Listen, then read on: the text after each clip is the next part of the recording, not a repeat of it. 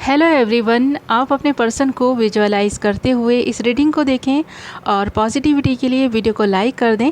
हमारा आज का टॉपिक रहने वाला है वो क्या सोच रहे थे आज सुबह आपके बारे में, यानी कि आपके पर्सन आपके बारे में क्या सोच रहे हैं। हमारा फर्स्ट कार्ड आया है द सन, नेक्स्ट आया है पेज ऑफ वैंड्स, नेक्स्ट आया है द हर्मिट,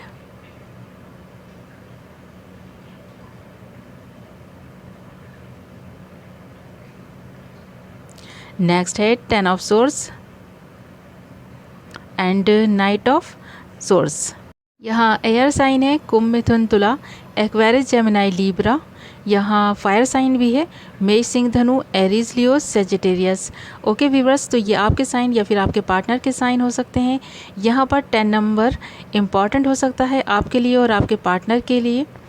यहाँ ऐसा लगता है आपके पर्सन जब आज सुबह सोकर उठे तो सबसे पहला ख्याल उन्हें आप ही का आया और उनको आपकी बहुत याद आ रही थी और वो ये सोच रहे थे कि शायद डेस्टिनी ने आपको उनको कुछ सबक सिखाने के लिए मिलवाया था। आप दोनों को ही कुछ ना कुछ सबक सीखने थे अपनी अपनी लाइफ में, इसीलिए आप दोनों एक दूसरे से मिले।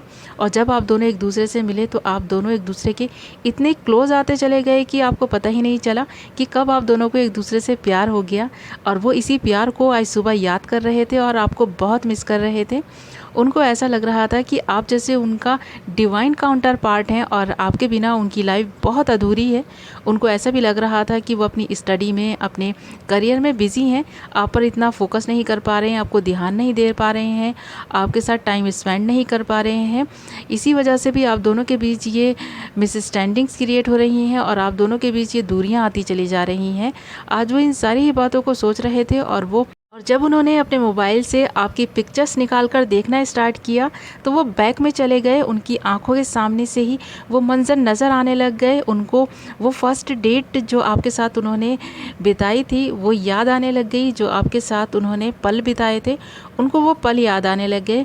और जो भी आप दोनों ने एक दूसरे के साथ क्वालिटी टाइम स्पेंड किया था वो सारे ही मोमेंट्स उनको याद आने लग गए।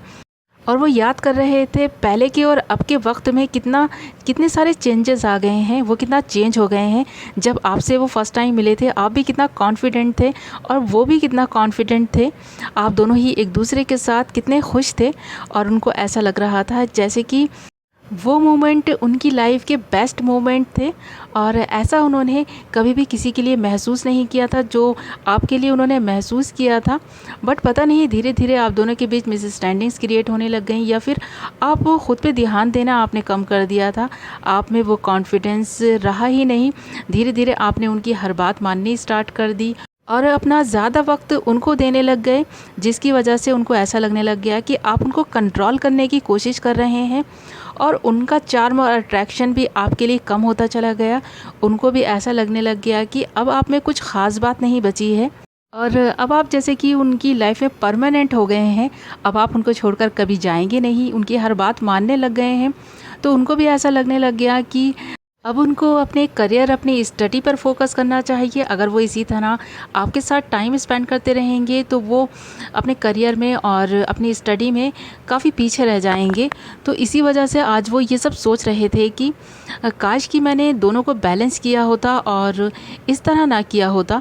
आज सुबह ही उनको काफ़ी सारी चीज़ें रियलाइज़ हो रही थी और वो इनर सर्चिंग कर रहे थे और सोच रहे थे कि क्यों ना आपसे फिर से बात की जाए। आपके साथ जो पल उन्होंने बिताए हैं, आपके साथ जो हैप्पी मोमेंट्स उन्होंने बिताए हैं, वो आज सुबह बहुत मिस कर रहे थे, आपके साथ को बहुत मिस कर रहे थे और वो चाह रहे थे आपसे बात करना, मैसेजेस करना, बट पता नहीं क्यों वो ख़ुद को रोक भी रहे थे।